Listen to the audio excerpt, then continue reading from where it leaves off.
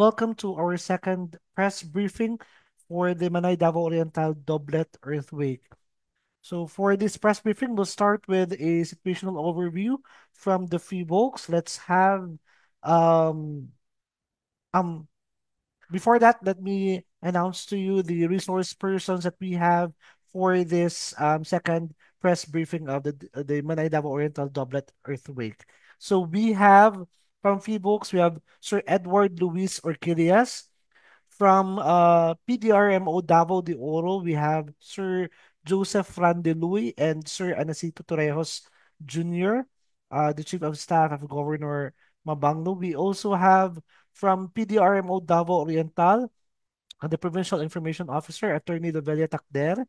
From PDRMO Davao del Norte, we have Ma'am Novi Jane Rojas. From DSWD 11, we have Ma'am Merlinda Paragamak, Assistant Regional Director for Operations. We we also have from the SWD 11, Ma'am Hazel Anelu Serunay and Ma'am Lorela Ramos of the Policy and Plans Division. From DOH 11, we have Dr. Chris Claudette Rangia and Dr. Raquel Montejo. And from the Bureau of Fire Protection, we have SFO1 Sheena Soralta. We're also joined here by the Crisis Communication Cluster Lead. We have the Regional Director of DIA 11, Regional Director Rene Carbayas, and our we also have the ICMs and our Assistant Regional Director of PIA 11. We also have Ma'am Genevieve Abangan and the different ICMs of the PIA 11. So we'll start with the situational overview from FIVOLCS, the OSC FIVOLCS, Sir Edward Luis Arquilias.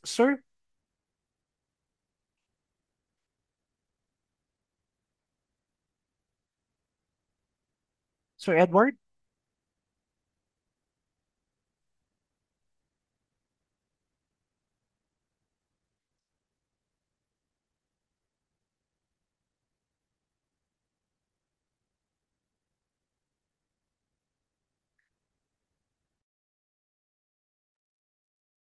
Okay. So, kanina nag-test naman to si Sir Edward sa yung mic and also with his presentation, siguro we'll just follow up kung asa na si Sir Edward karon. Well, he's here naman on the Zoom.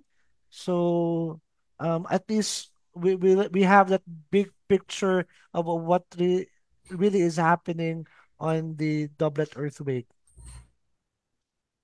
Sige. Okay. Sige. So, now, since wala pa si Sir Edward, we can now go to the DSWD na lang muna on the updates from the SWD on their DROMIC. So, we can have the DSWD 11. Sige. ARD, Hello, Paragama. good morning. Good morning, ARD. Sound check. I am audible po. Yes, ARD. Okay.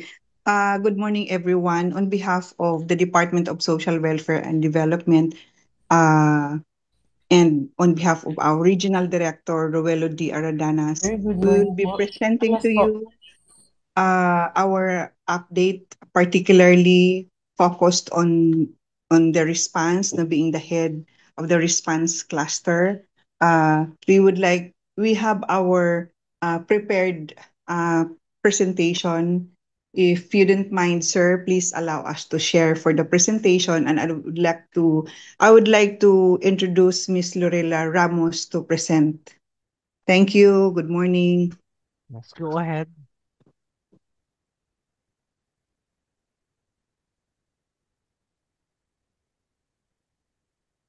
Good morning, Ma'am Ramos. Hello, good morning. Okay. Um, let's wait for a while for the presentation. Good morning, everyone. Morning. Sir Mike. Good morning po. I already shared our presentation po. If you can, kayo na lang po sana ang mag-present. Okay lang po, Sige, Sir Mike. sige po. Sige po. Thank you, sir.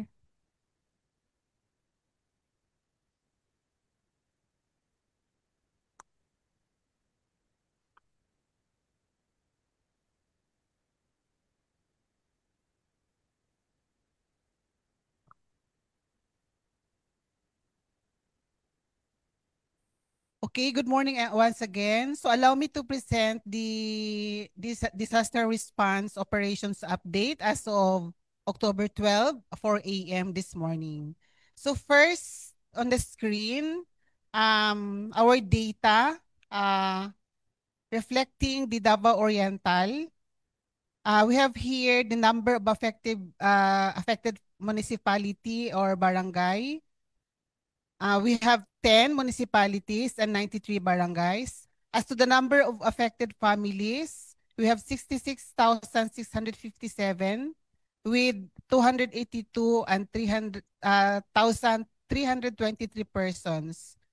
As to the persons inside the evacuation centers for now, we have 1,345 families with 6,120 persons.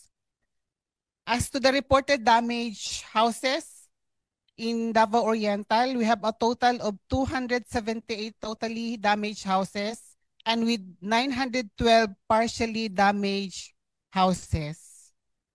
So, second, as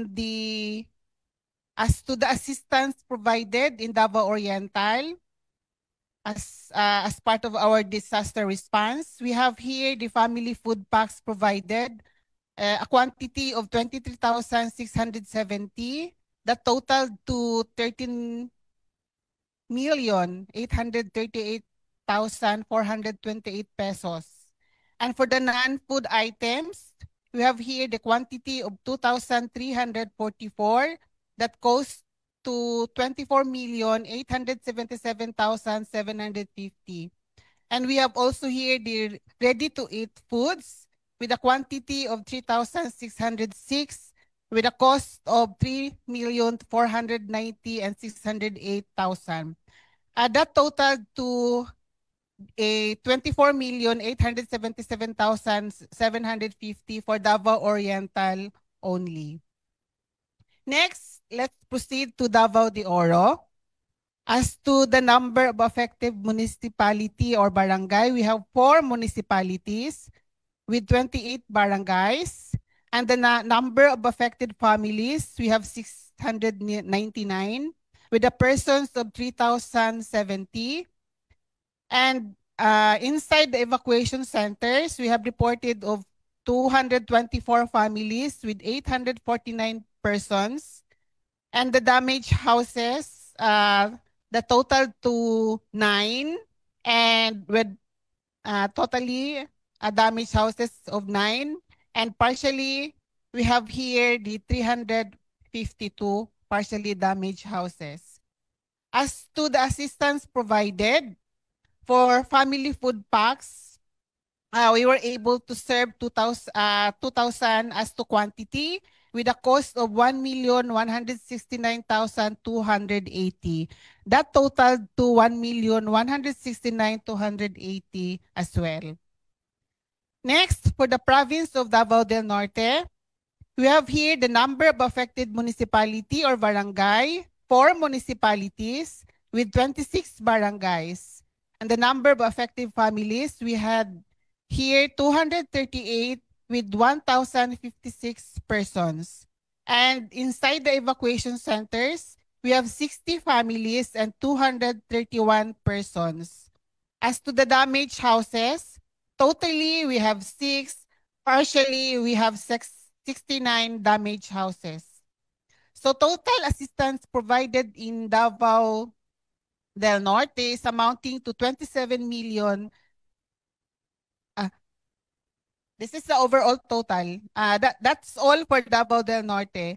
And overall total provided assistance provided to the three provinces, we have 27,309,113 pesos and 20 centavos.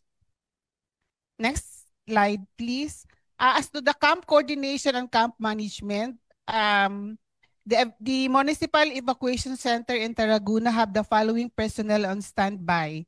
PNP personnel for security, health personnel for health concerns, daycare workers to conduct child-friendly activities, standby personnel to address God-related concerns for women, standby personnel to address needs of the persons with disability and senior citizens.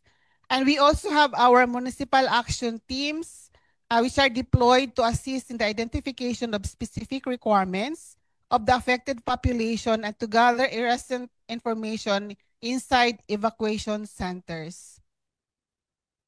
Next, our status of quick response team and assets. So we have here our standby funds amounting to 2,100,000 pesos. As to the family food packs, we have 100,049 food packs on standby with a total of 58,951,181.38. As to the non-food items, we have a total of 7,519,492. Next, as to the actions taken, we have activated our quick response team. That's why we are here, no? We are operating our operations center. And then our municipal action teams are currently assessing and monitoring established evacuation centers within their areas of responsibility and immediately responded to requests for augmentation. We also facilitated requests for replenishment of stockpile from our central office. And the SWD 11 personnel are continuously coordinating with the LGUs and assessing the situation of the affected families in the evacuation centers. And we also have requested for the installation of mobile storage unit to be used in identified hospitals, as well as continuous monitoring of the situation in the area. So that's all for our presentation for the field office, for the SWD Field Office 11. Thank you. Daghang kayong salamat, Ma'am Ramos. Daghang salamat, DSWD. Now, we'll proceed with the FIVOLCS. Andiyan na ba si Sir Edward? Sir Edward, can Okay, you sige. give us the overview ng doublet earthquake that happened? Sige, sige. Bali, share ko lang po yung presentation ko. Go Tagalog ahead, pa rin sir. ba tayo, Sir Michael, o pwede na Bisaya? Pwede na, sir. Pwede na Bisaya na. At least mas Okay. komportable tatanan. Kaya siyempre, local na naghahanan sa to. So, may buntag sa tanan. I am Edward Luis Ortillas po from the OSTP Box, diri sa Davao Seismic Station, and I am to report po on October 10, 2025, magnitude 7.4 and magnitude 6.8 po na doublet earthquake na to sa offshore Davao Oriental. To start po, recap lang nato mga nahitabo sa past few days. Siyempre, katong Friday, buntag, Davao region has been hit with a magnitude 7.4 earthquake in Manay, offshore Manay po, 48 kilometers northeast of Manay with a depth of focus, Calaunia, 33 kilometers. Ang origin niya is tectonic, so good pa lang, mag-dismiss na ko sa mga hearsay o mga rumors na giningon na pwede mag-cause o volcanic eruption sa ilalom sa dagat, o dili kaya na mahitabo nga pagbuto sa mga bulkan in Davao region or hindi kaya sa Mindanao region. Wala siya. Kaya kani siya is tectonic in origin, meaning sa Pacific Trench ni sa nahitabo.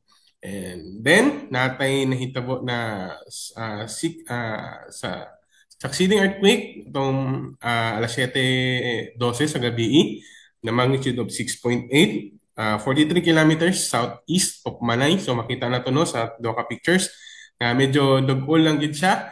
And our office, the OSTP Box, categorized these two particular earthquakes as doublet earthquakes. Meaning, the succeeding earthquake has been large enough to be categorized as another earthquake event, meaning pwede mo lang siya matawag na twin or doublet earthquake. Next. So with our monitoring sa among office, we have the aftershocks count po as of 9 in the morning. Natay recorded na 1,098 na earthquakes. And kaninga earthquakes no, na 1,098 na siya located, meaning na post na to siya, natay earthquake bulletin no, with a count of 505. And within this 505 na earthquake bulletins na to no, na ay 14 nga nabatian, meaning ang kadaghanan diri sa Davao Region, labo na sa Manay, nakabati ani na mga succeeding na aftershocks with a magnitude range of 1.2 to 5.8, kaya syempre 6.8 nakategorize na nato siya as doublet, so dili na siya part as of our aftershock monitoring, separate na siya, pero giisa na nato ang pag-monitor aning doublet earthquake no. So unsa ang aftershock sa 7.4 o 6.8, giisa na nato siya og pag-ihap. Ato reference station is nadra sa Mati Seismic Station nga located sa Dahican. So kusog-kusog nga to monitoring dara, and naghanta og nakuha ng mga aftershocks aning area diri sa Manay. Next. Background lang atong nahitabo atong earthquake no. So balik na ko, magnitude 7.4 with a depth of 23. Yung location sa epicenter is nasa Manay. Natay reported intensity of 6 sa Davao, Manay Davao Oriental. Kani siya ang Manay Davao Oriental, ongoing pa ang amo quick response team to observe pa and conduct interviews and site investigations. Kaya pwede na to siya i-elevate to intensity 7, pero waiting lang mi siya nga report sa among QRT nga napakaroon dira sa Davao Oriental to further conduct pa ang ating investigation. Then mo ni mga nakalist no sa tuang mga reported intensity sa mga dakbayan o mga municipalities sa tuang region from 5 to 4, makita ninyo sa atong list. Then napo diri intensity 3. So kita ginato no na kalaghanan jud sa Mindanao Island kabati ani nga linog. Then ata instrumental intensities no. Tagalan ta mo quick na background regarding ani pa. Ang reported og ang instrumental intensities na siya ay distinction. Una, ang reported intensities mo ni siya mga intensities nga gi-report sa mga tao mismo.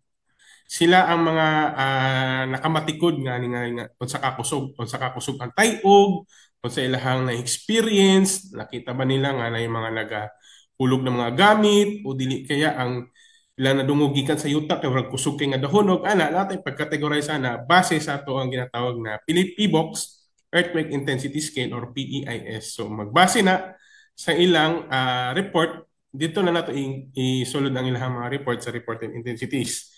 Meanwhile, kumingot ang instrumental intensities, kani siya, mani mga instrumento nga ipangtukod ni PBOX sa mga klase-klaseng LGU diri sa Pilipinas. Particularly makita ninyo diri sa may Mindanao area sa baba, may mga number 4, 5, 4, 5, and so on. Mara sa mga gipantawag na to na mga ginatawag na intensity meters. Meaning, amo ni siyang gi-program, and of course amo gyud gibuhat from scratch no ang mga instrumento na kuha namo is gikan pa Japan. Import namo from Japan, amo siyang gi-kumpuni, ipantawag namo sa mga LGUs and mga DRRM offices nato. And mo to sa mga ginagamit po sa mga DRRM offices nato to check and compare kung tama tong ilang nabatian na intensity compared sa nabatian sa device instrumento. Okay, next. So anan, daghan-daghan ko instrumental intensities kay daghan na tao mga napangtaod ng mga intensity meters all around the Philippines. Kaya makita na to no, pati Visayas naka-record. Kalayo ang kuan sa to ang mga instrumento sa monitoring. So with that, expecting damages, of course, syempre nagid ang damages nga to kala kung linog and aftershocks kan handog kanunay ginakuan gyapon nato ron monitor. Tsunami information number 1 no, natay gi-release atong buntaga. Destructive tsunami is expected with life-threatening wave heights. So mo na ito ang tsunami information itong October 10. Ang mga strongly advised na areas, of course, ang katong mga facing sa Pacific Ocean, ang Eastern Samar, Dinagat Islands, Davao Oriental, Southern Leyte, Surigao del Norte, Leyte, and Surigao del Sur. So sa tuwang monitoring na atay natala na at least 0.30 meters na pagtaas sa tubig dito sa Tandag City. Okay, next. So, nag-release tag cancellation 4 hours after that. Katong kuan na to, pagtayo og atong 9:43 AM, nag-release ta og cancellation atong tsunami information na to 1:43 PM ang atong pag-release, no? Kay nag-cancel ta may tungod sa nakita na to nga 30 centimeters lang ang katasan sa tubig. So, mo ni tsunami impacts na to, tsunami impacts. Sa atong earthquake impact map na to, base sa ato ang pagkuha og mga datos gikan sa social media, Facebook, Twitter, YouTube, and so on. So makita nato sa mapa kani mga naka blue na triangle mo ni sila mga damaged structures. Nakita nato around Davao Oriental. So particularly the region no sa may Manay, Baganga, Caraga sa Davao Oriental, napote recorded diri sa Davao de Oro and Davao del Norte, and of course ang Davao City pod nakasinati og mga damaged structures. Particularly katong mga nakita na to sa social media no, mga na-post and of course atong mga public na to na mga news outlets. Okay, next. Then itong Doblet earthquake na to, kaduwa na to nga kuan tayog atong magnitude 6.8 atong gabi. Atong alas 7:02 atong gabi to October 10. So nagapon siya reported intensity no nga 6 sa Manay. Then, intensity 5 sa Baganga, intensity 4 sa Mawa, Moncayo, province of Davao de Oro, Davao City, and so on. And intensity 3 sa Buyog, naabot og Leyte. Ang kakusgon sa ato ang linog, no, nabatihan nila as far as Leyte sa Visayas. Then, napunta instrumental intensity, nag-explain po na ko ganina, naabot po og 4 sa hinunangan sa Southern Leyte. Kusog-kusog to siya nga doublet earthquake. So nag-release po ta og another tsunami info kay pasok man siya sa criteria nga dako siya nga earthquake and nasa sa ang yahang origin is nasa dagat offshore, meaning nag-release din si PBOX og tsunami warning agar-agaran para i-warn ang atong mga provinces na igo na Surigao del Sur, Davao Oriental, and ang Surigao del Norte. So mo ni quick background lang no, ang Mindanao particularly diri sa Davao Region o sa Surigao del Sur, Surigao del Norte, na mga klase-klaseng dagkong na experience ng mga linog. Mahitungod ni sa Pacific Trench na itong ginatawag no, isa sa mga earthquake generators nato. Kani siya isa sa mga nag-produce og mga ginatawag nato nga megathrust earthquake. Grabe ang pag-subside sa pagsabdak sa ilawom sa yuta, sa ilalim sa dagat, no mo na nga nagaproduce ang mga dagko nga tayog. So, napunta historical tsunamis in Eastern Mindanao. Mag-start na from 1921 hangtod 1992. So, makita na ito, no, klase-klaseng variable sa mga magnitude. Naa siya yung mga wave height. Kani mga wave height, nakalap lang siya na data regarding gamit sa pag-process sa mo ang pag-interview sa mga living na mga witnesses, testimonies no nga ilang nasuta. Kani daw ilang namataan ng mga katasun sa balud sa tsunami. Atong hitabo ang particular na event nato and makita nato no pinaka-highest yun atong 1992. In 1992 diri sa may Tarragona, Caraga nga naa siya katasun na 5 meters. So, kita na to no, sa mapa, sa baba, ni 1982 May 17 tsunami. Ang yahang inundation no, naabot dun siya sa Pangpang. Sa kagit pagsulod sa dagat pagbalod. Okay, next. Wait, balik ta. So, with that, to monitoring sa tsunami, natin mga klase-klaseng ginatawag na mo stasyon. Kani siya consisting of 19 JICA, meaning gikan sa Japan, sea level stations. Naputay pulo nga ginatawag naman Tsunami Early Warning System or CHUS. And limit 53. 96 na ni siya, wala lang siya na-edit no. Sorry, 96 ni siya, dili siya 53. 96 community tsunami alerting stations, which is happy me to announce nga effective siya, working kay gipatingog sa mga community sa Tarragona, sa Caraga, pati na po sa Boston, ang ilang mga siren, namong kalap na mo sila mga reports no na ilang ipabagting ang ilang mga sirena, and napa-evacuate na yun nila ang ilang community, which is very good sa mga. Kay syempre, magtaod mi og instrumento na agyapon sa community kung saan nila paggamit o pagpabagting sila mga sirena. Magamit na to. So diri sa Mindanao natay mga klase-klaseng tsunami alerting stations na diri sa Lawigan, Hinatuan.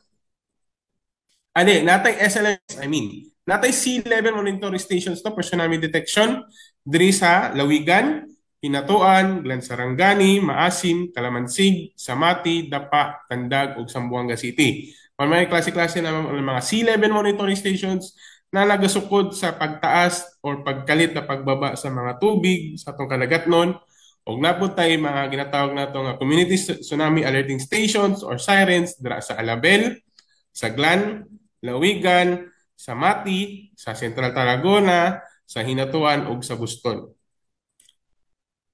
So mao pud ni natay mga sitas pod na ginatawag nato alerting sirens no nga gikan sa DOST na PSTO, Provincial Science and Technology Offices nato sa Caraga, Boston, Manay, Tarragona. Naputay panag-iyahan pod sa LGU diya sa may Hobilyar, Barangay Hobilyar, o ang sa PBOX dira sa Mati. So our monitoring natay currently 125 no nga seismic monitoring stations nang natawag nato diri sa Pilipinas. Natay 95 na satellite telemetry seismic stations, meaning automatic ni siya ng mga stasyon na among ipang tukod, among ipang install para mohatag og data sa amoa, feedback kung unsa na yung mga status sa paglihok sa ato ang kayutaan. Naputay staff control 30, isa na diri sa Davao City nga nami diri karon sa Philippine Science High School. Naputay volcano observatories and stations no 7 sa matag klase-klase natong 7 ka buok ng mga active volcanoes karon nga ni mga activities. So in total na natin 125 na seismic network na to. Okay. Wait. So, makita na to no, nasa Bislig, nasa Cagayan, Cotabato, Dipolog, sa Davao, Jensan, Kidapawan, Surigao, ug Zamboanga City. Naputay klase-klaseng seismic satellite telemetry stations no diri sa Davao Region, naata sa Laak, naata sa Mati, napunta sa diri sa Don Marcelino sa Davao Occidental. And wala naman na-include kay recently lang naman siya na-installar, naata sa Tagum pod isa. Natukod siya sa may Tagum Energy Park. Kada to sa sulod, bago lang namo ito siya nga stasyon. Wala na ako na-include dire pero appeal siya sa ato ang monitoring. Sa labo na karon mag-monitor na to sa aftershocks diri sa Manay, Davao Oriental. So kani active faults and trenches no, familiar gyud ta Philippine Trench kan og gini ka kuan isa sa mga number 1 na earthquake generators diri sa Davao region. Pero dili na to kalimtan pud no nga napoy klaseng earthquake faults and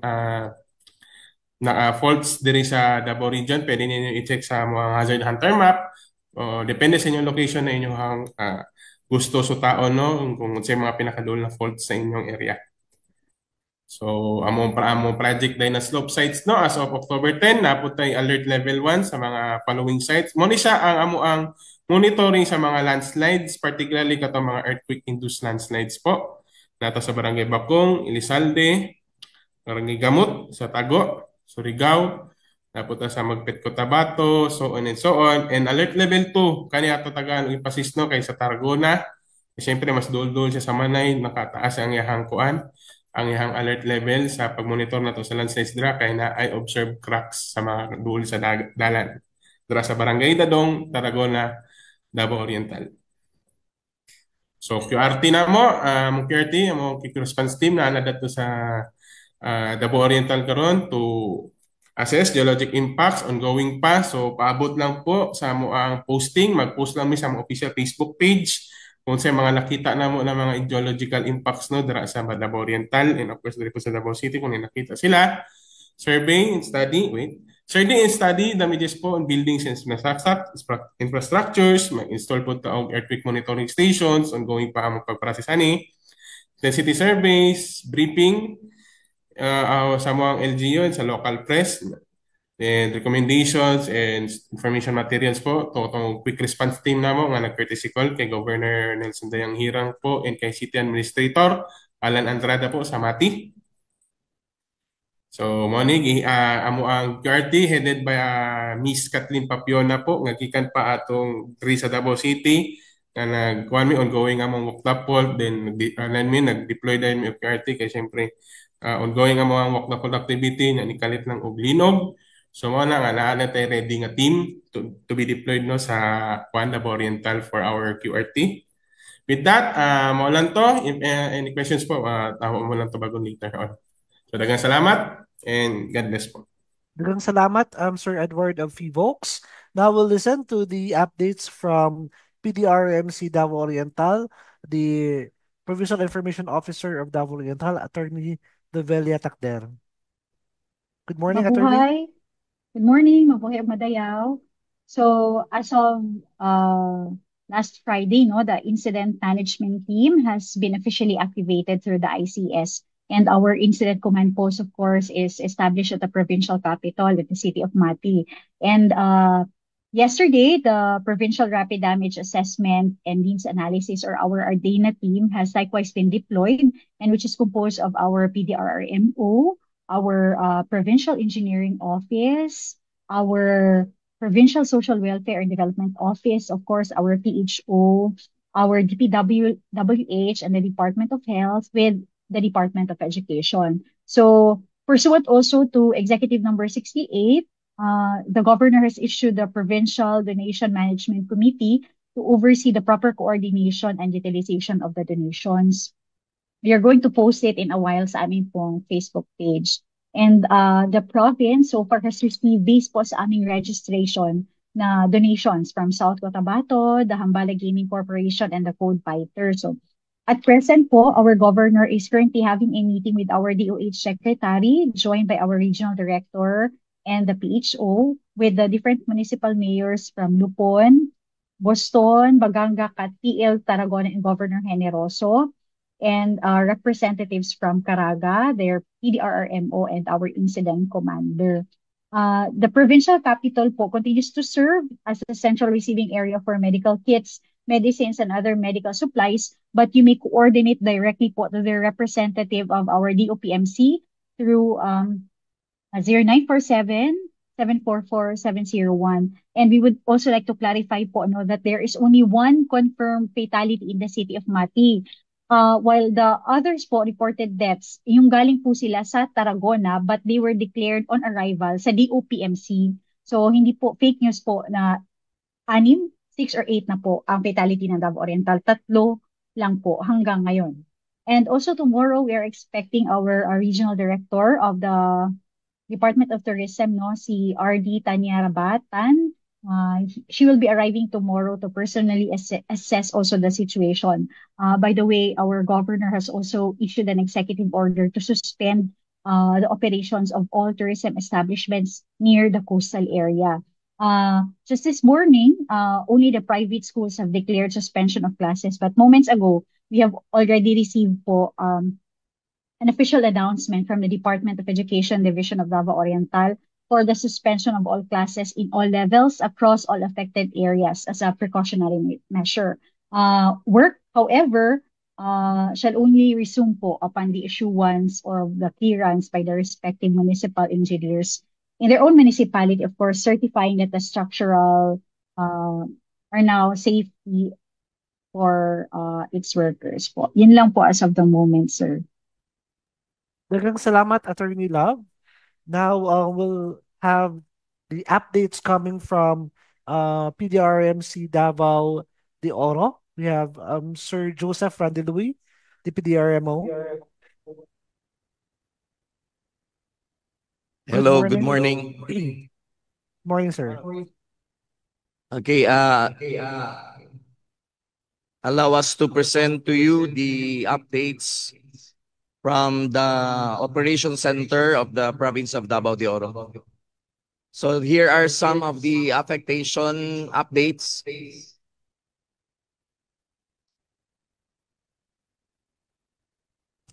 Next slide. Okay, relative to the magnitude 7.4 earthquake that struck Manay, Davao Oriental. Next slide, Len. So, as of today, 6 a.m., as per record from the various emergency operation centers of the LGUs, we have a total of 29,980 families affected, or 133,589 individuals. Those inside ECs are accounted at 524 families, or 1,536 individuals. Those outside total to 29,549 families, or 131,876 individuals. As to casualties, we have a total of 3 death cases. Particularly, these are those from Gumayan, Kingking, Pantukan. Others injured, we have 22 cases registered. And other health consequences as a result of the earthquake, this is due to dizziness, fainting, or hypertension, or 106 cases. Now, to damage to infrastructures, initially, records would show minor damages, especially in schools. Initial record with 36 schools with minor cracks along their walls and ceilings. Private and commercial establishments, 10 were recorded. Partially damaged road, 3. And then minor cracks noted on barangay halls. These are accounted at 9 as per record 6 p.m. yesterday, including minor cracks to churches and government buildings, 7, and 1 hospital also with some minor findings in terms of structural, in terms of cracks along walls. Now, for bridges or that was initially recorded as not passable, as of last night, this was already passable.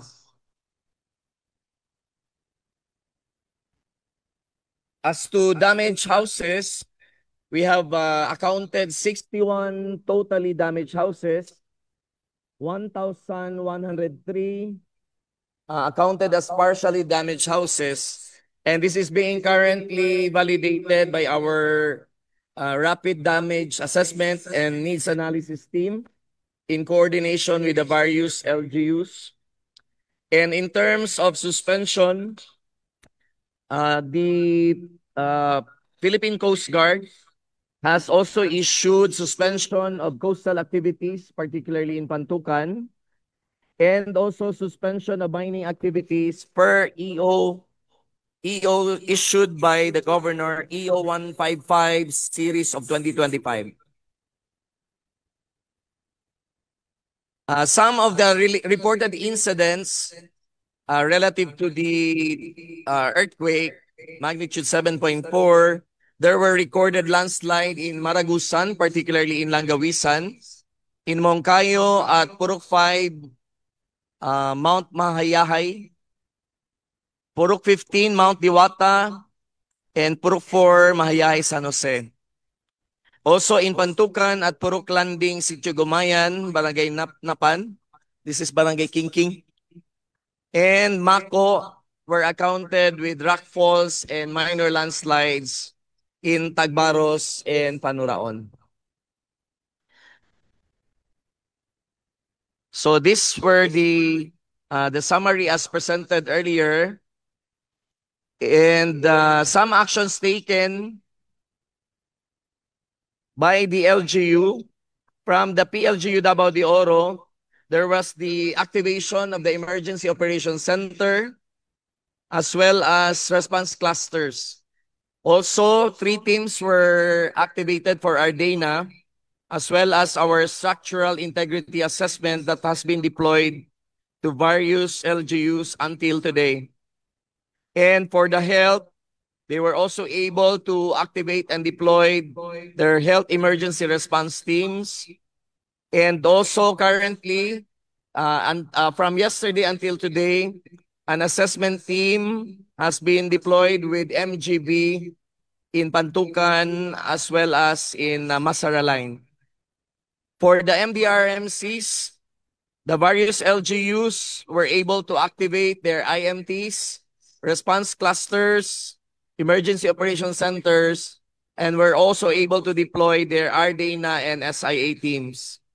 Other LGUs were able to carry out as well preemptive evacuation, particularly in Abunturan and Mako.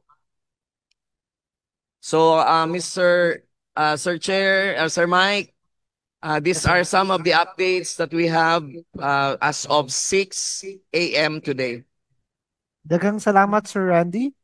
Daghang salamat, PDRMO Davao de Oro. Now we'll proceed with PDRMO Davao del Norte. We have Ma'am Novi Jane.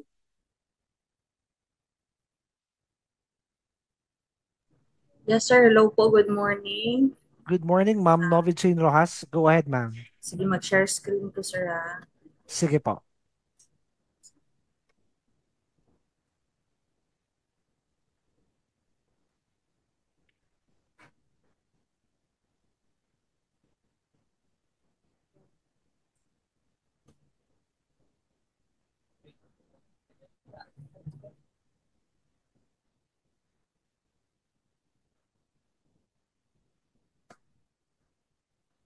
Okay, allow me to present to you our partially consolidated damage report as of 11 p.m. of October 11, 2025. So, on behalf of our provincial DRM officer, Ma'am Glenda Odelitili, our department head, and Sir Eric Rosilio, our operations and warning division head, which is our OIC pod, nga na ay ongoing meeting with the governor and the Ardana team currently. So this is the report of Davao del Norte based on the magnitude 7.4 earthquake. We have also here the recorded aftershocks, which is 526 as of 8:30 a.m. Sa source na mo is PVOX, but we have PVOX here po. Please allow us or correct us kung may mga discrepancy sa recorded aftershocks na mo, no? Nagatan ami sa inyong earthquake bulletin po. So, intensity 5 for Davao del Norte and our affected LGUs. Of course, all LGUs, the 3 component cities and the municipalities, 8 po. So, for affected families, we have for Kapalong, 16 families. For Tagum City, we have 96 families. For Asuncion, we have 3 families. For Biiduhali, 60 families. And for Carmen, 134 families. Total of 309 families and 897 individuals. For casualty po, we have recorded 75 injured, mostly mga collapse and mga fainting na mga cases. The reports are coming from Tagum, Panabo, and Asuncion. And we have reported 1 dead, but indirectly po, di po siya directly tungod sa linog. But as to initial report from Tagum City, ang cause po of death is cardiac arrest. Kay na-shock siya, na siya heart problem, then nagpanic siya, then nag-trigger of cardiac arrest. So far, gina-verify pa namin for Tagum City, dead na to nga reported isa po. And for critical infrastructures na cost of damages na po ang ma-present, for the roads, nag-total of 541.9 M. This is the report consolidated from Tagum, Carmen, Igacos, New Correlia, at Kapalong. Then for protection dike, we have 100 M from Maniki, Kapalong. And for the bridges, totaling of 25 million from Tagum, Santo Tomas, Carmen, Kapalong, Igacos, and New Correlia. And for hospitals, we have a total of 36.1 million. This is from Davao del Norte hospitals, the 3 hospitals na public nato, the Carmen District Hospital, Kapalong District Hospital, Igacos District Hospital, and the RHUs. Then, water supply for Tagum City, we have 450,000. For other infrastructures, the initial estimated cost is for school, 31.4 million for the 4 divisions of school, the divisions, the Tagum, Igacos, Panabo, and Davao del Norte division. Then for gymnasiums, a total of 1 million cost. Coliseum sa Davnor Gym po namo. Then partially damaged houses, we have 2.2 million for BE Duhali, and for total, sorry, hindi na ako makita for a while. Totally damaged houses, we have a total of cost lang ni 695K sa tanan reported LGUs, a total of 40 totally damages na and 207 partially damaged houses. And for public market, sa Kapalong Public Market, we have 700,000 amount cost of damage. Then churches, 10.5 million for the Christ the King Parish, Tagum, and also Talaingod Church. For Barangay Hall, we have 5.4 million for Panabo City and Tagum report. Next. So that means there's a total of 755,365,000 cost, total cost estimated for infrastructure damages. Now, these are the documentations of the damages reported. The provincial road landslide in Sitio Pandalian, municipality of Kapalong. We also have the box culvert, the bridge along provincial road in Barangay San Miguel, municipality of Santo Tomas. We have the damaged provincial road in Sitio Patil in Kapalong. We also have here the damaged provincial road in New Corella, Poblacion Tumakgong, New Corella. Damaged rural health units in Barangay Sunlon, Asuncion. We also have here the crack column, classroom column in Tagum City National Trade School, Tagum, the cracks in classroom column in Little Panay Elementary School, Panabo City. We also have here the Peña Plata Central SPED School, ALS, Igacos. For Tagum New City Hall, mostly kasi yung Tagum City Hall natin is made up of glass, so nangabok na glass. Then the Tagum New Cathedral in Tagum Catholic Church, and we also have here the Kapalong District Hospital na documentations katong gibaba nila lahang mga patients dito sa gawas sa hospital. Sa Carmen District Hospital po di, Carmen Zone, katong nahitabo nga pagbaba nila sa ilang immediate evacuation sa ilang mga patients sa gawas sa ground nila. This is for the Igacos District Hospital pod, and for the Davao Regional Medical Center sa Tagum City. So the prepositioned foods and non-food items for Davao del Norte, we have for PSWDO, we have family food packs of 2,902, domestic items 140, hygiene kits 357, family tents 29, modular tents 73, family food packs from DSWD FO 11, 2,000, family tents 5, modular tents 150. For the actions taken of the Davao del Norte, we have conducted the preemptive evacuation to coastal barangays. We also activated the PDRRMO EOC, the response clusters, Ardana team, and IMT. We also conducted emergency council meeting. We issued a memorandum order on class suspension and work. And round-the-clock dissemination of earthquake and tsunami information through social media accounts, outdoor lead wall, and SMS. We also have prepositioned all collapsed structure, search and rescue equipment and tools, including the manpower, catered emergency calls through Davnor 911 hotline, installation of Starlink internet connection for our EOC. We also have the augmentation to the RMC hospital for patients transferred to E-Park, and the continued conduct of rapid damage assessment of critical infrastructures in the province. We also have provided collapsible tents to Carmen District Hospital and closely coordinate with the affected local government units for significant updates any request for relief augmentation, and establish CCM and FNFI corners at the EOC. So far po, that's the end of the report for Davao del Norte. Daghang salamat, Ma'am Novi Jane of PDRMO Davao del Norte. Now we'll proceed with the updates from the Department of Health 11. We'll have Dr. Chris.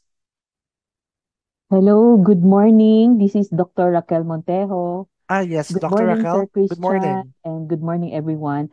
On behalf of the Department of Health, Regional 11, Center for Health Development, Davao, led by our Regional Director, Dr. Elenieta Gamolo, we would like to express our concern and solidarity, with the communities affected by the earthquake, especially in Manay and neighboring provinces. So I would like to present Dr. Chris Changhia to share our updates. Thank you so much, Doc. If I may ask to present our ready presentation. Go ahead po, Doc. You can share your screen. Sir, I uploaded it po sa link na provided. Okay.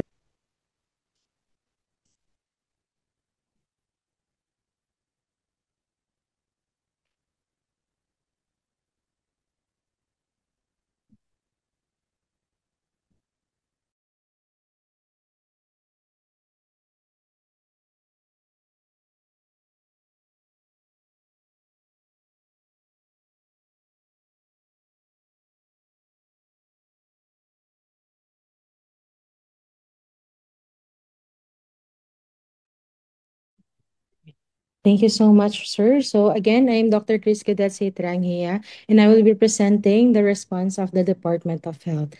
Next slide, please.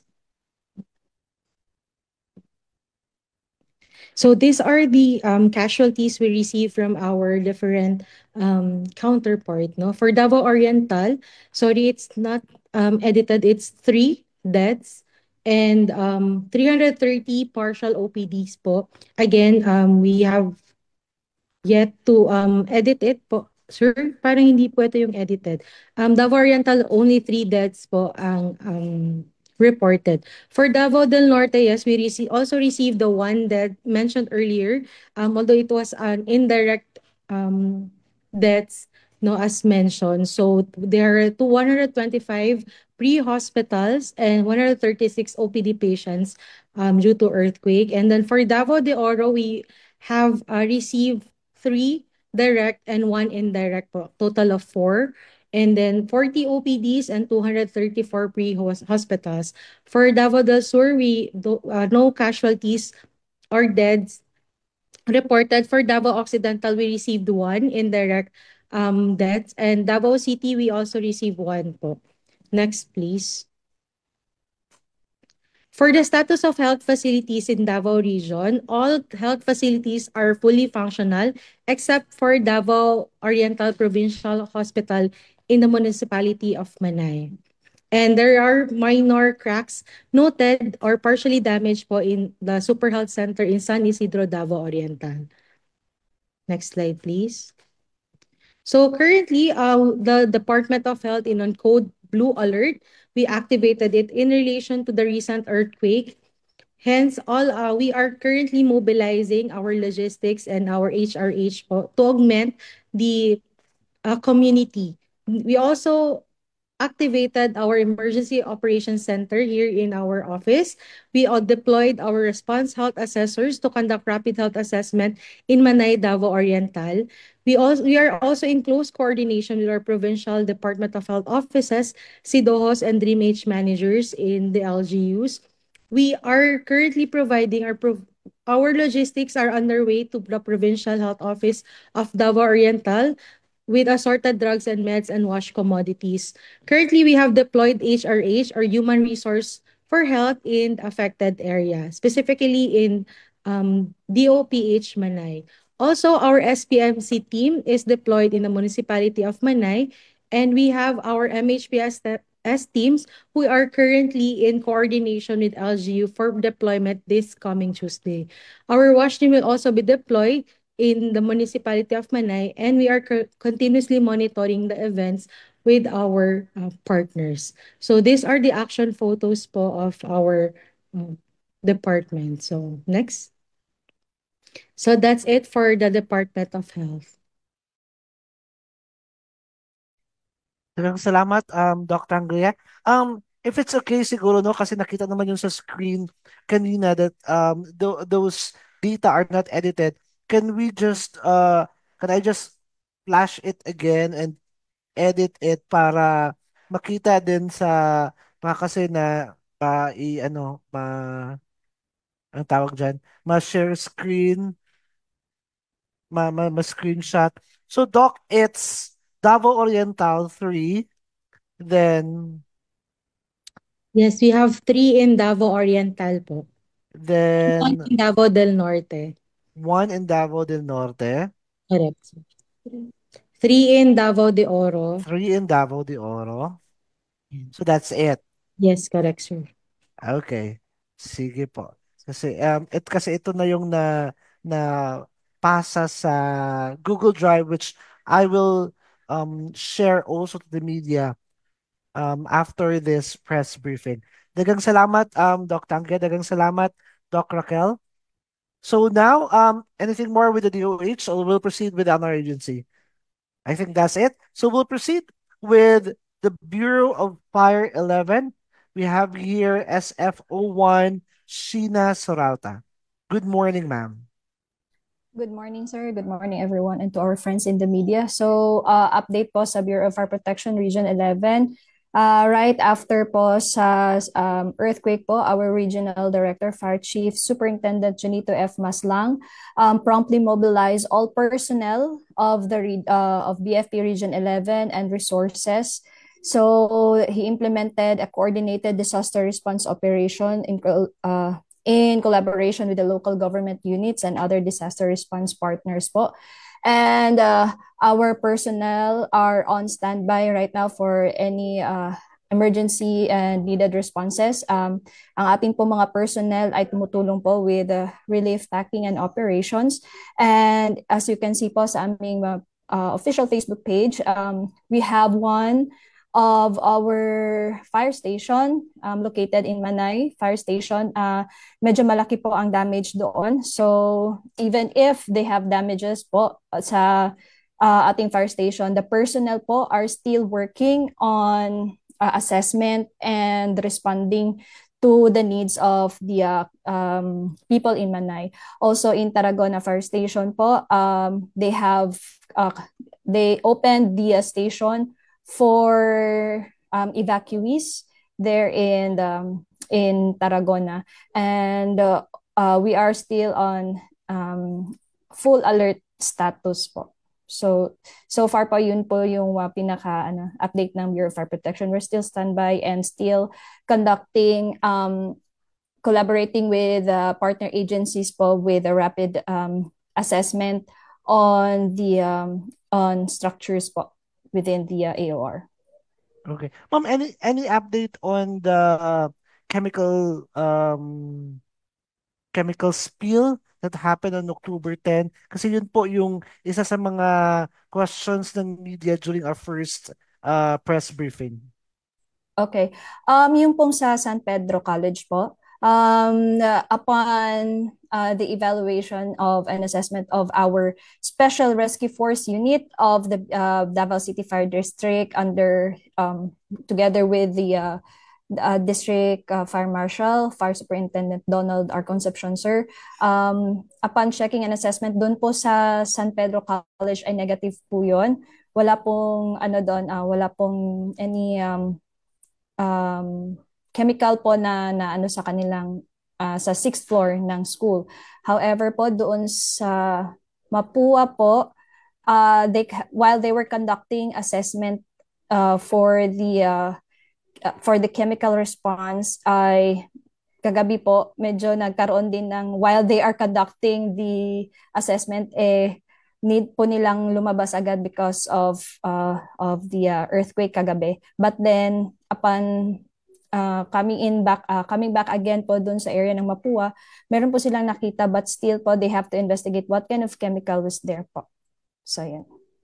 Daghang salamat, SFO1 Soralta. Now, we'll open the floor for media to ask questions sa ato ang mga guest karon. We'll start here. Nag-signify si Ma'am Giselle Badilla. Ma'am Giselle, go ahead. Again, for our media, can you signify lang din sa itong comment section kung kinsa ang mag-ask of question. Kaya dili lang kung magsunod sa sequence. And also, if we can just have one question and one follow-up, then we'll just have next round for your next questions. Sige, Ma'am Giselle.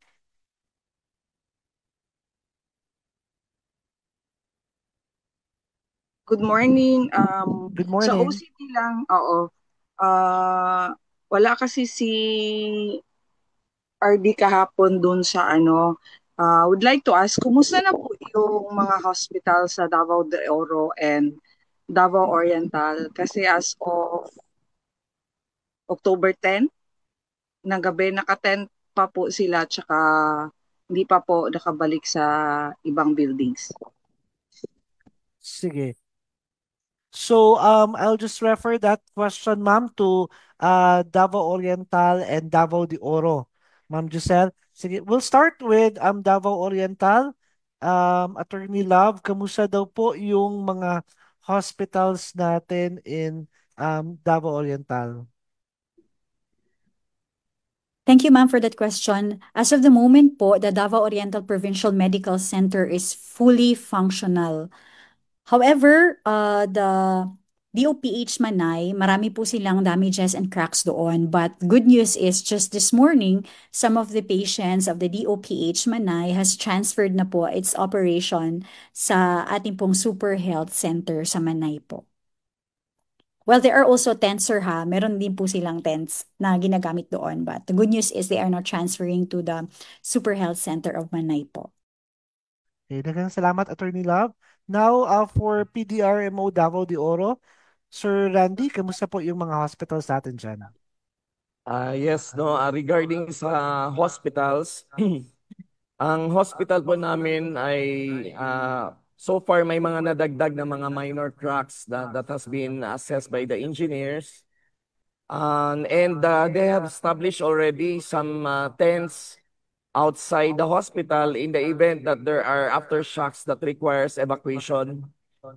So yun ang ginagawa so far, no, especially in Maragusan, Monte Vista as well.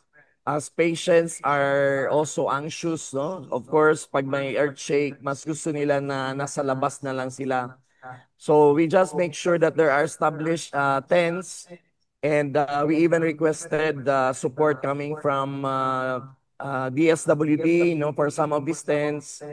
And the HERT is also looking into this, no, ang ating PHO together with our PIMO and the 4 DDOPH hospitals, no, in the Davao de Oro. So tinitingnan kung ano yung mga concerns that has to be addressed. So far sa mga nakaraang araw, these hospitals were also supported with hot meals, especially for patients and the watchers. So yun po ang ano namin sa hospitals. Ongoing lang din yung mga respective SIA teams ng bawat hospitals, checking from time to time the integrity of the building. Daghang salamat, Sir Randy. Ma'am Giselle, any follow-up question po? So confirm lang yon, nakabalik na sila pero may mga tents na lang standby ready. Tama? Yes po, yes po. Thank you po. Okay, daghang salamat, Ma'am Giselle. Now we'll have Sir Gilbert. paalis mo? Sir Gilbert?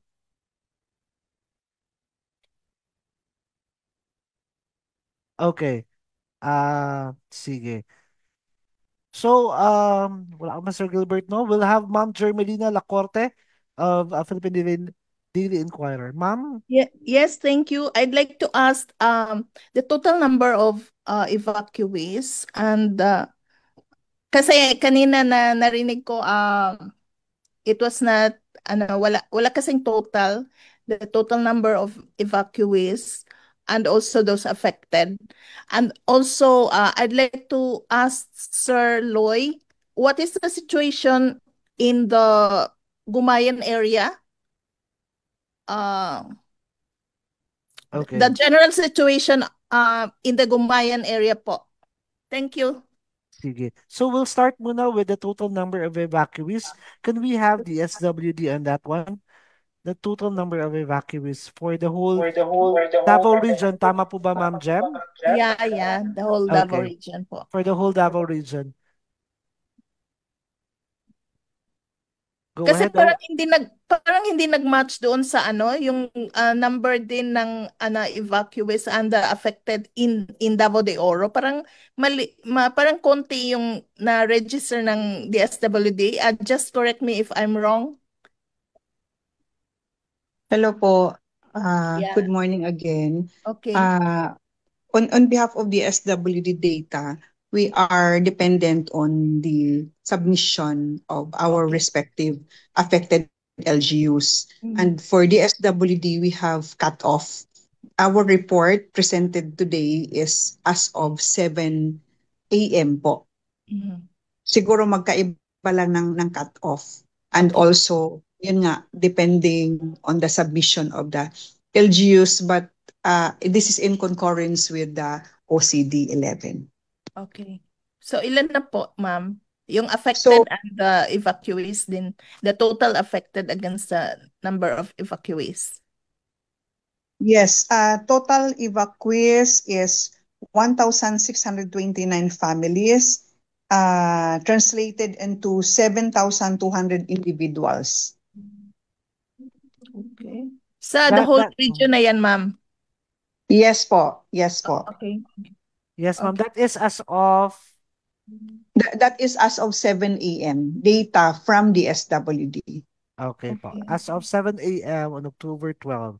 Dagang salamat, Ma'am Merlina Paragamak. Now, Sir Randy Lui, on the situation ng Gumayan, kamusta po sa Sitio Gumayan, King?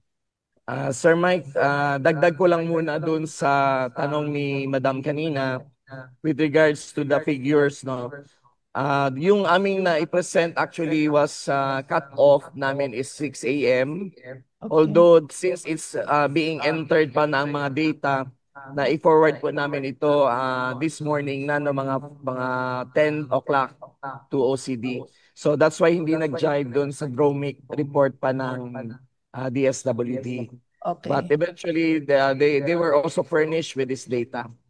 Okay. Now regarding Gumayan po, the team coming from with the governor, they have conducted an aerial survey together with Sir Dayang Hirang and even Yusek Cabreros and some of the teams coming from the LGU.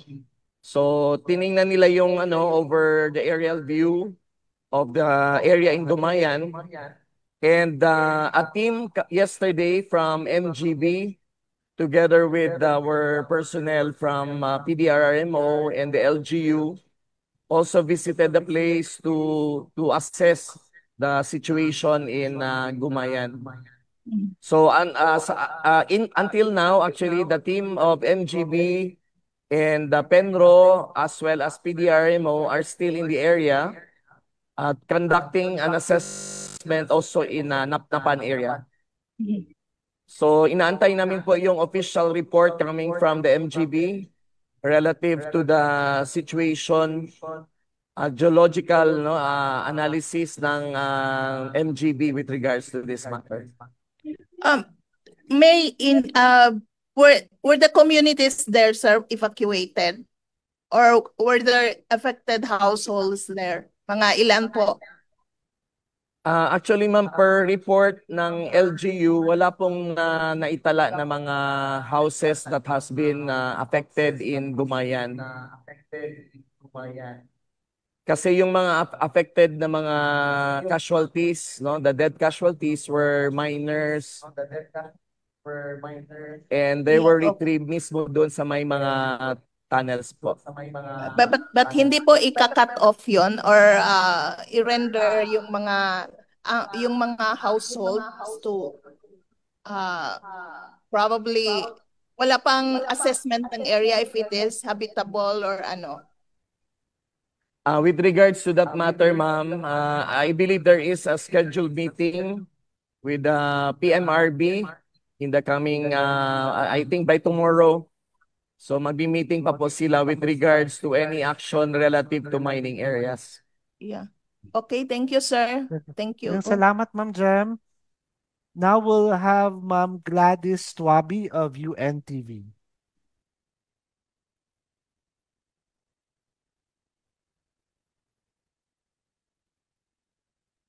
Ma'am Gladys? Sige. Now, we'll proceed with Carlo Dolier of Kadangpan Digital. Yes, good morning po. Am I audible po? Yes, go ahead, sir. Okay. Any sa Davao Oriental or sa Davao de Oro for the mag-question lang ko para consolidated lang. Meron bang nakitaan na problem sa structural integrity within sa nangyaring lindol or meron bang naapektaran na power output while in the middle of the earthquake po? Sige, we'll start with Davao de Oro. Sir Randy? Actually, on October 10, there was one reported case of power lines that was affected, but it was restored immediately. And then with regards to structural integrity, this is still being validated by our Ardena team so that we will be able to come up really yung mas technical na report with regards to the structural integrity of buildings. So far, may mga reported minor cracks and approaches of bridges. So ito yung mga so far na ilapag sa amin initially. But our Ardena teams are deployed on the ground until today. And they will be collating all reports this afternoon. Salamat, Sir Randy. On Davao Oriental, Attorney Love. Thank you, sir. Power interruptions po during the quake, of course. Meron po power interruption. But as of the moment, ibalik na po lahat. Lahat po ng kuryente under Doreco are stable. Of course, sabi ko kanina po, the Ardena team has already been deployed and there are also issues as to structural foundations of different buildings of the government and they are still still deployed to check all the structural foundations. But tomorrow po, the provincial government of Davao Oriental will be having mass po sa covered court. And this, I think, is a go signal that the capital is ready for service. Additionally, the capital is also where our incident command post is located. Yan lang po. Thank you po. Thank you so much po. Yes. A follow-up, Sir Carlo? Wala na po. Okay. Thank you. Now we'll have Sir Jack Villahermosa of the XEVUR 101.9 Infinite Radio FM. Good morning, Sir Mike. Madungog ko, sir. Yes, sir. Madungog ka. Kamusta, sir? Miss you. Dugi-dugi na Okay, tayo sir. nakita. Sige, sir. Attorney. Attorney Lab sa province of Davao Oriental. Hello, attorney. Kamusta? Question ako, attorney. Regarding sa operation sa atong hospital sa Manay, ang assessment and operational siya. Now, my question is there any initial plan on this hospital? Is this gonna be an operational for good? Meron na bang plano si Governor Nelson Tayang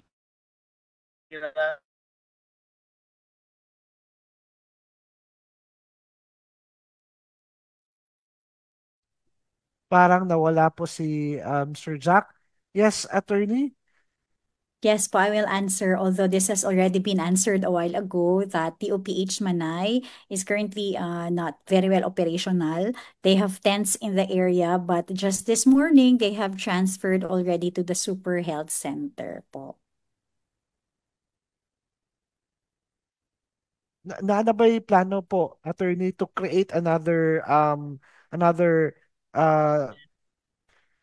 A new, medical hospital, a new medical hospital in Manay aside from the Super Health Center? as of the moment, there is no plan yet. Yung atin lang po is to answer immediately to the needs po of those patients currently admitted and those who shall be coming in sa DOPH Manay. But as soon as there is already a plan, then we will announce it po properly. Sige po. Daghang salamat. Sir Jack, murag nawala ka. Nagbalik na ka, Sir Jack? If you have okay, murag unstable ang internet ni Sir Jack. You can just type naman your question, Sir Jack, and I'll read it for you. Now, next question we'll have from Jay Lagang of PTV Davao. Hello sir, may buntag. Maayong buntag. Po. Sir, clarify ko lang po sa PDRRMO Davao de Oro. Ang landslide kung saan namatay yung 3 Minero is under Barangay Napnapan o iba din po yung sa Barangay Kingking. For clarity lang po ng reports. Yes, Sir Mike. No? The barangay that is affected is actually Barangay Kingking of Pantukan. Iba pa po yung Barangay Napnapan, Terloy? Yes, sir. We stand corrected on the initial slide presented, but it's Barangay Kingking of Pantukan. Napnapan is a separate area. Yes, it's Sitio Gumayan, Barangay Kingking, Pantukan. Barangay Kingking, not Napnapan. Yes. Yes po. Pero pa isa, Sir Mike. Sige, go ahead, sir. Sir, na-mention din kasi kanina ni Sir Loy na as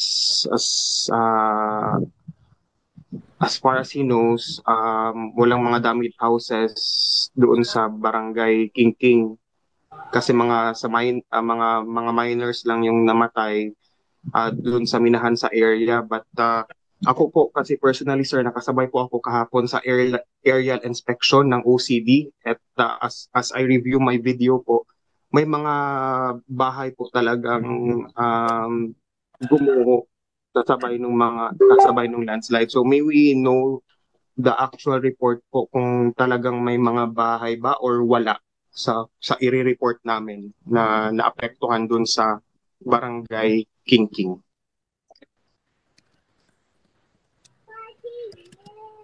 Actually, sir, all our reports are based on the operation center's data from the LGU, no, particularly in Pantukan. Insofar as houses that are occupied by residents, so far kasi po walang na-report sa amin na totally or partially damaged for Kingking. Okay. Thank you po, Sir Loy. Ayan, daghang salamat, Sir Randy. Now, we'll go back to Sir Jack. Murag na nag-drain imong laptop. Yes, Sir Jack, na-answer to ng attorney na wala daw plano for now to build another structure, but the patients are being transferred to the Super Health Center in Manay. Any follow-up to that, Sir Jack? Sige, go. Paki-unmute na lang po. Attorney, another question sa inyo, attorney. Kamusta ang building integrity nato sa Capitol building, especially katong newly constructed, na check na ba? Is it okay lang ba atong Capitol building? Nasagot ko na po din yan kanina, sir. The Capitol building is ready and that is where the incident command post is located. As to the new Capitol building, it has not been operationalized since July 1 when the governor started his service. Actually kasi nasunog po siya but naagapan po kaagad. So we do not expect that the same building will still be operational after the earthquake. And I believe na bisita na po siya kahapon ni Gov. Dayang Hirang. So still it cannot be used because of the structural issue even before the quake occurred po. Okay po. Thank you, Attorney. Dagang salamat. Now, before ko mo go back kay Ma'am Giselle, no, we'll just have Ma'am Danielle Hamito of in the news. Hello po. Am I audible po? Yes, go ahead, Hello sir. po, sir. Ay, sorry po, may little noise po from sa background ko, sir. I'd like to, this question is addressed to ano po, OCD po. Do we have OCD po ba on board? We have Carlo Alexis Puerto, the Ayun po. officer of Or OCD. anyone na lang po from that can answer my question. Kasi po, at what number na po tayo ng sir ng death toll? Kasi po dito po sa local media parang nire-report pa rin natin na we're still at 7. I mean, yun po, knowledge po natin we're still at 7. And then po, last night, under Assistant Secretary of OCD, Alejandro reported po that we are at 8. And then when I talked to or when I message OCD Dayang Hirang, sabi niya po sa akin, withdrawn daw po yung kasi sabi daw po ni Alejandro 4 daw po sa Davao de Oro. And then sabi po ni OCD Dayang Hirang, withdrawn daw po yung 1 from Davao de Oro. So we remain at 7. And then po, mayroong lumalabas po na mga po sa DOH na sinasabi na kinoconsider yung mga related lang na mga cases or na mga death. So what number na po for clarity lang po kasi sabi kanina mayroon na pong yung mga panics ganun po.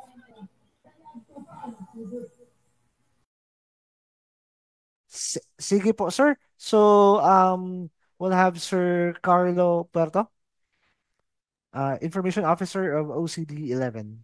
Hello po, Sir Daniel. No? Good morning. No? So as of our latest report, no, so we have submitted our DRMC 11, no, situational report number 4, no, to our NDRMC.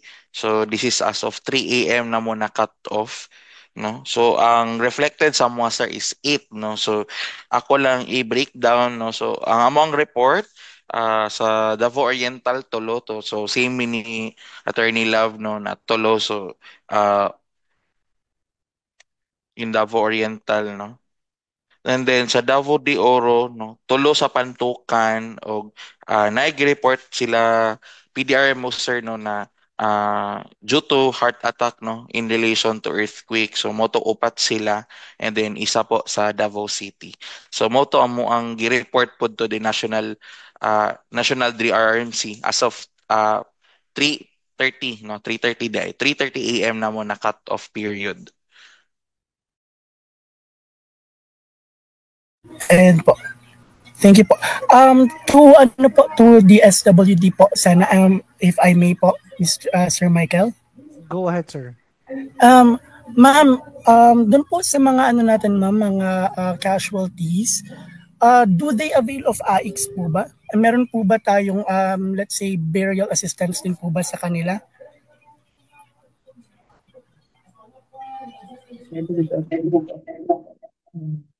Hello.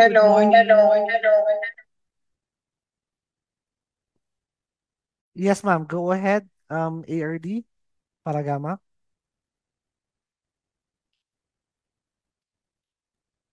Yes, for our assistance sa ating mga casualties, no, we have provided assistance to the relatives and injured clients under the municipality of Pantukan, Maragusan, and also from Dinagat. Ito yung tatlong casualties. We have already provided burial assistance and financial assistance. And for other reported casualties from other LGUs, ongoing po ang ating pagre-reach out for our provision of assistance. Sige po, ma'am. Thank you po. Ayan. Yes. Daghang salamat, Sir Daniel. Daghang salamat, ARD. Now, we'll have Ma'am Jean Bangan.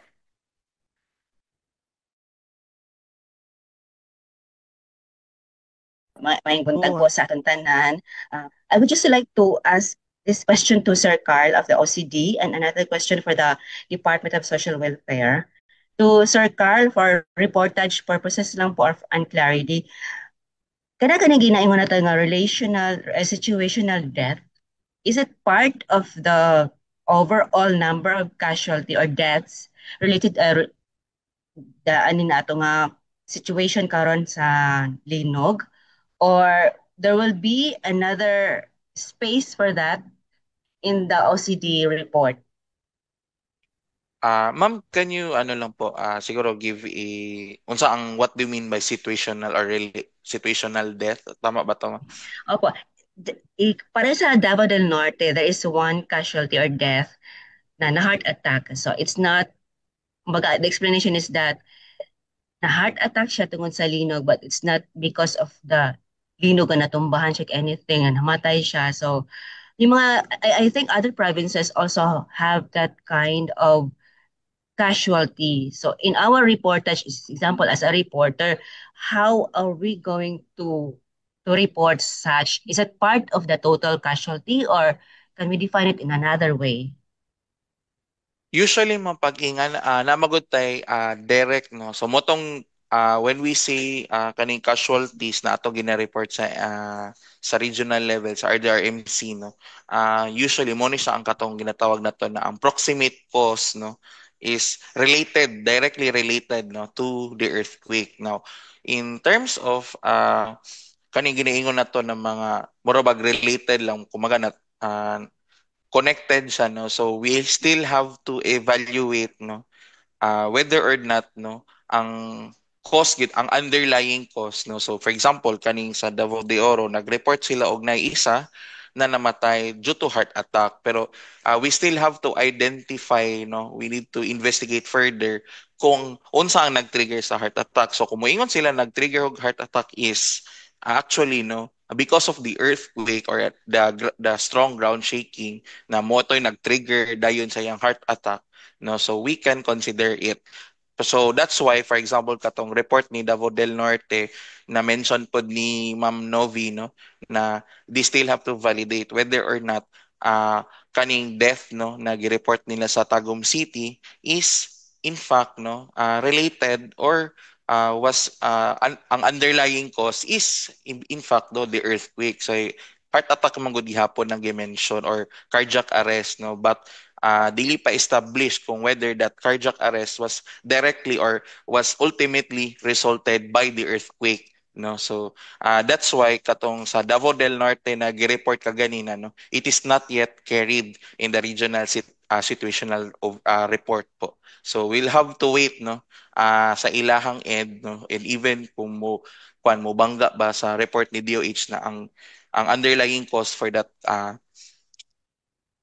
tawagan ng cardiac arrest or heart attack is in fact no earthquake. Thank you so much, Sir Carl, for that clarification. Salamat kay Sir. To DSWD po, ma'am, may we know if the promised 2 roles of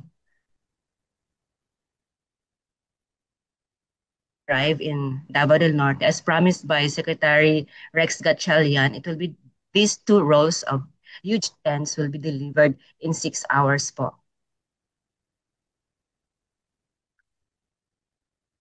Ma'am Jean, murag naputol po to ang imong question, ma'am. Basin siguro nahinay ang imuhang kuan, ma'am, internet. Can you repeat again the question, ma'am? Sige po, sa DSWD ko, gusto lang tayo mamasayran if the promised 2 rolls of huge tents have already been delivered to Davao del Norte as promised by Secretary Rex Gatchalian yesterday, that those will be delivered within 6 hours po. Yes, thank you for that question, Ma'am Jen. To give you update on the tents, in fact, we are already we're done with our installation in our hospital in Municipality of Carmen. And the two big tents, tinatawag natin ngayon na medical tents, 3 p.m. po ang expected arrival because galing pa sila ng Region 12. So other hospitals, I think we also in transit going to the Samal Island yung ating provision ng family tents for parang augmentation lang po ito for the hospital. The two big tents will be installed in the DRMC and in our Kapalong District Hospital. Salamat kay Ma'am. May I quickly follow up po, Sir Mike. Sige, ma'am. One last, ma'am. To DSWD, how massive is the demand for tents and why is there a massive demand for tents? Yes, as per our observation, during the shaking, and we experience now, maybe it is an aftershock or it is a doublet, basta yun lang yung observation namin na pag may mga shaking, talagang lumalabas yung pasyente at wala tayong tents na anytime available. That is why since si DSWD ang merong family tents, supposedly this family tents, this is being used at the community, no? With our evacuation center. But since nangangailangan yung hospital, we also consider the request of these several hospitals. Salamat kaayo, ARD Merl. Salamat po. Salamat, Ma'am Jean, ARD. Now, we'll have Antonio Colina to ask question. Balik lang ko kay Sir Edward of Evox. Yes, sir. Go ahead. Regarding since atong magnitude 7.4 and the subsequent 6.8 magnitude no makonsider siya as doublet phenomenon, unsang pwede mahimong implication ani can we expect twice as many aftershocks in the coming days since yung 7.4 could trigger aftershocks and yung 6.8 could also trigger aftershocks? Thank you po sa question nyo, Sir Antonio. Balik karon on our observation, no, with the past na siguro, I think, pila na ba ka oras, at least more than 24 hours, no, we're seeing stable na aftershock lang na happening with regards to the doublet earthquakes.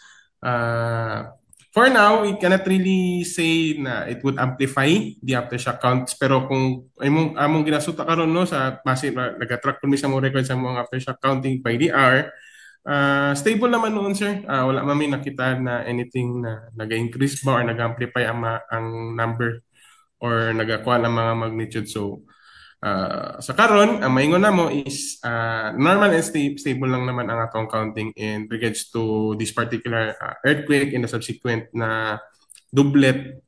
Wala man tayo nakitaan na amplification na nalaghan ba o kuan kay stable lang gyapon atong count and ang among expectations in regards to the magnitude 7.4 na earthquake in og sayahang aftershocks. So mo lang to, sir. Okay pumanta dagan karon mo lang mo maingat. Follow up, Sir Antonio? Okay, wala na i-follow up si Sir Antonio Colina. Now we'll go back with Ma'am Giselle Badilla. Ay, sorry, kanang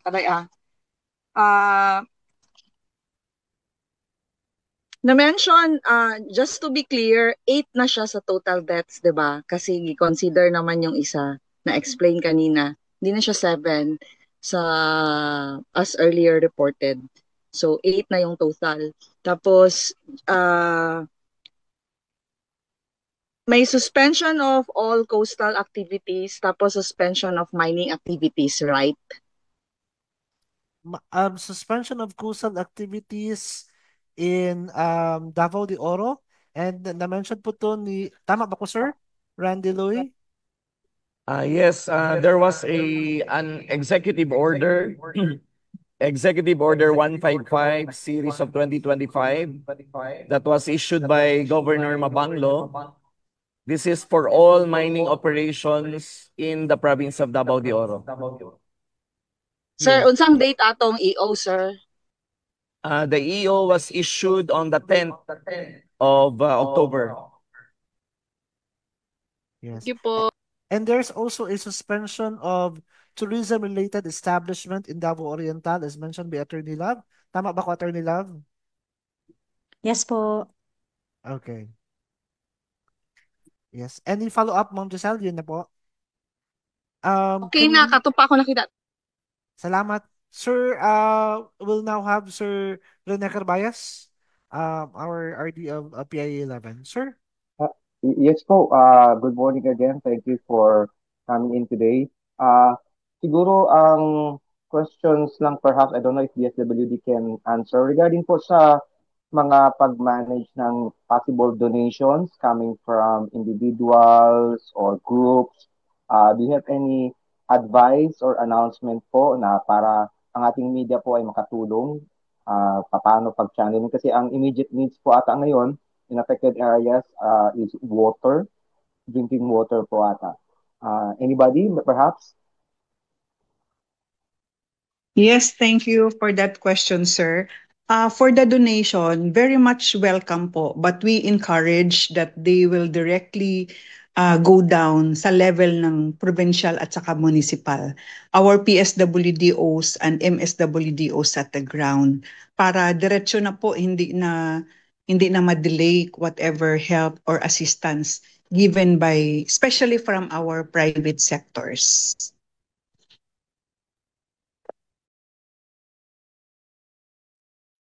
So, diretso po, so follow up lang. So, diretso po sila sa LGUs po, ma'am. May we know from LGUs perhaps kung kanino po magko-coordinate or direkta ang mga possible donors po natin. And I hope yung ating mga media partners here can pwedeng mailabas po sa kanilang mga announcements. Thank you. Sige po. I-chat box. Ay, sorry, nag-echo ako. I-type na lang namin sa chat box po for the contact person under the provincial government and the municipal government po with our affected areas. And we would like to emphasize that isa sa pangangailangan po ngayon ng ating mga affected, ng ating mga displaced families ay tubig po. So, we encourage if ever may magtanong, water po, isa sa pinaka-kailangan ng ating mga families doon.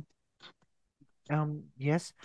Before that, Ma'am, ARD Paragama, there's also a memorandum from NDRMC regarding the distribution of relief operations by private sector, which is supposed to closely coordinate with the SWD and OCD. Do we have any information regarding this EO from NDRMC that all relief operations distribution must closely coordinate with the SWD and OCD? Yes po. We do accept donations lalo na pag it's yung pangmalakihan na po. Pero kung yung medyo konti lang yung quantity, might as well proceed na doon sa area. Pero pag marami po, we need to organize a very systematic manner in terms of the distribution, lalo na meron tayong multiple municipalities na affected. Yes po, that is also applicable po. Yes, salamat. Attorney Love, do you have anything to add? Yes po, the provincial government of Davao Oriental po has issued Executive Number 68 creating the Provincial Donation Management Committee. Nakapost na din po sa aming Davao Oriental Facebook page the different steps po when you want to donate in cash through bank transfer or when you want to bring donation in kind doon po sa aming ICP. Because po our donations po received by the local governments are co-able. They are subject po sa audit ng COA. So, however, we also encourage po direct donations if they want to go directly to the site, but we cannot record their donations nor acknowledge their names or their company. But as much as possible po, we encourage them to go to the ICP if they have donations in kind. Yung steps po na ginawa ng Davao Oriental has already been posted in our Facebook page po. Salamat, Attorney. Dr. Raquel Montejo of DOH-11, do you have anything to add, Doc? Sir, pa-clarify na lang ako ng total number of deaths natin kasi in our record, we have 3 in Davao Oriental, 1 in Davao del Norte, 4 in Davao de Oro, and 1 in Davao City. So a total of 9 deaths. Tama po ba? Sa other agencies. Ito po kasi yung record namin. Total of 9 deaths.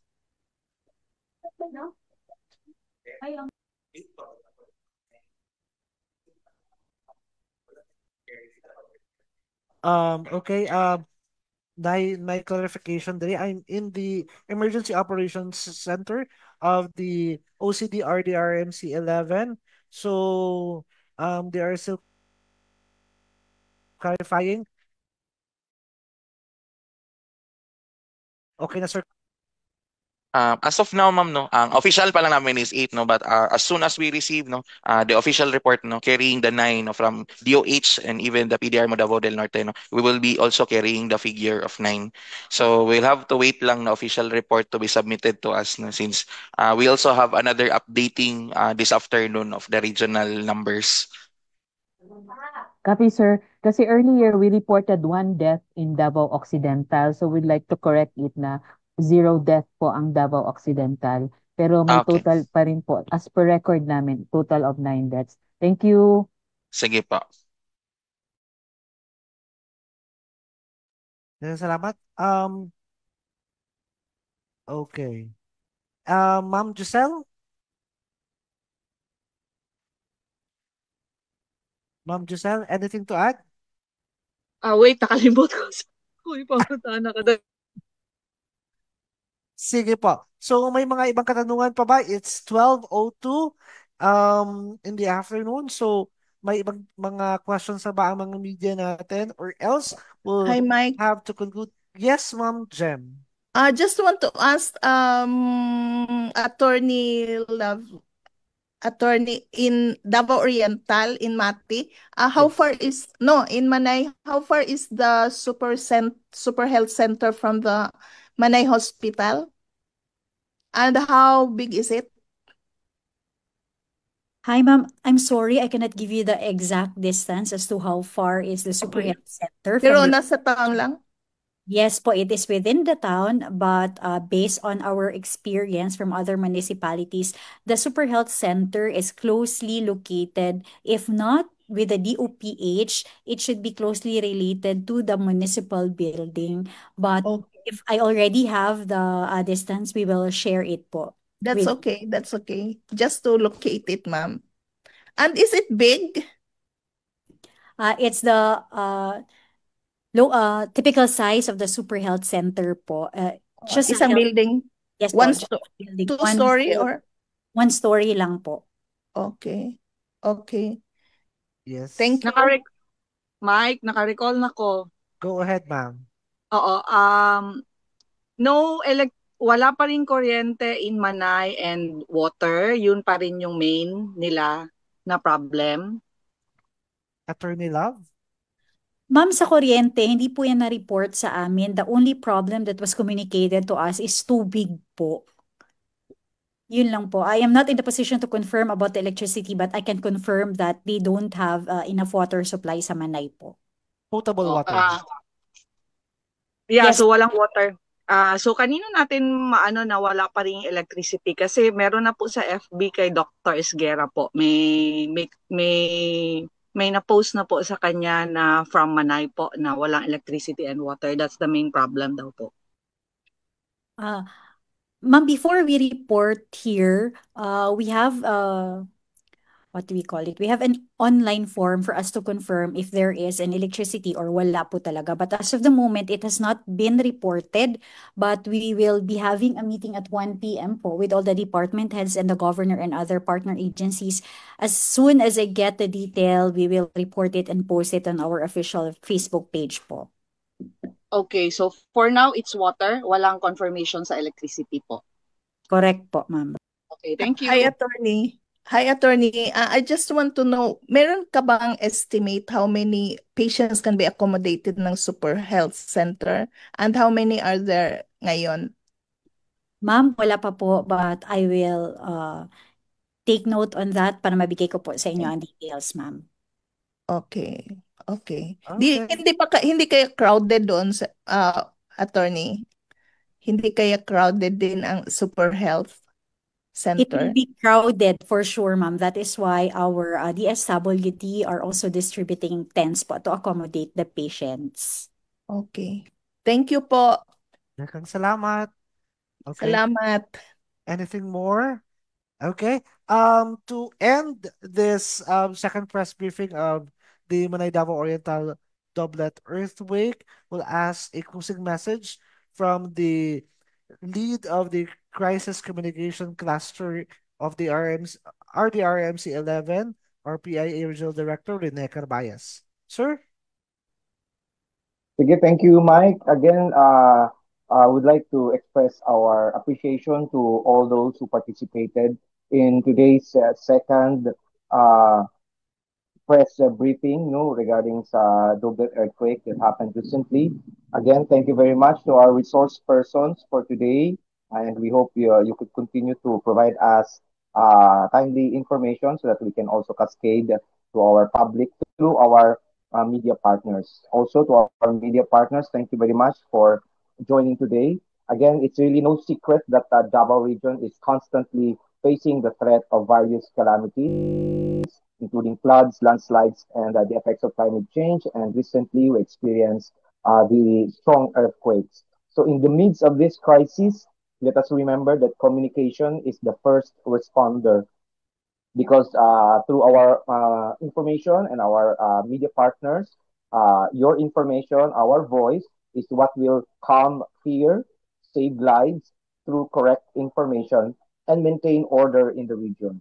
Without this accurate and rapid communication, our team from response team and our rescue efforts and operations will not be very effective. So thank you very much. The reason why we have gathered today, because this so that we can provide better information so that our public can properly make decisions for in our needs. Thank you again. God bless everyone, and pray for Davao region. Again, daghan kaayong salamat sa atuang mga nag-join sa atuang second press briefing. We have from FIVOC, Sir Edward Luis Orquillas, from PDRMO Davao de Oro, Sir Joseph Randiloy, from Provincial Information Office of Davao Oriental, Attorney Lovelia Tacder, from PDRMO Davao del Norte, Ma'am Novi Jane Rojas, from DSWD, we have ARD Merlina Paragamak for operations, Ma'am Hazel Ana Lucen Runay, and Ma'am Lorela Ramos from the Policy and Plans Division. Daghang salamat for from DOH 11, Dr. Chris Claudette Tarangia and Dr. Raquel Montejo, and from BFPSF 01, Sheena Soralta. Daghang salamat. Daghang salamat po sa mga media nga nag-join sa atua. Ang nag-register, we have from 93.9 IFM News Davao. We have from Philippine Daily Inquirer, Kadangpan Digital, Sunstar Davao, Billano Times, UNTV, PTV Davao. Ayan. Sa mga wala pa nag-register, kindly register lang po. And the presentations given by our resource speakers earlier, andito na po sa ating comment section. Daghang salamat po sa ato ading OCD, no? Sa atong Office of the Civil Defense right now nga nag-join sa ato ang Information Officer Sir Carlo Alexi Puerto. Ang kanipong ato ang second press briefing is aired live stream live sa ato ang Facebook page sa PIA, Philippine Information Agency Davao Region, and all of our provincial pages. So you can share it also para po mas dagan pa ang mga tao nga nakabalupod sa ato ang mga ipanghimo diri sa Davao Region. Ayan, and sabi ni Sir Carlo, it's also live sa Kadangpan. Daghang salamat, Sir Carlo, and daghang salamat po sa Sir ato Mike, mga dear friends. Yes, Sir Rene. medyo nakalimutan ko ata. I don't know if is Governor Mabanglo is still here, but thank you, Governor Mabanglo, for joining us. Medyo nawala na ata si Go. Nakalimutan ko lang. Thank you. Yes, yes. Wala to naka-join si Gov murag si yang Chief of Staff si Sir Anisito ang nag-join kanina. Para nag-present si Sir Randy Louie. Ayan, again, daghang salamat. Stay safe everyone and see you soon. We'll announce sa ato ang mga GCs and sa ato ang GCs atong Messenger and sa Viber ang ato ang mga next press briefing and kinsa pod ang mga agencies na mag-appeal na pod sa itong mga next press briefing. Salamat and see you next time.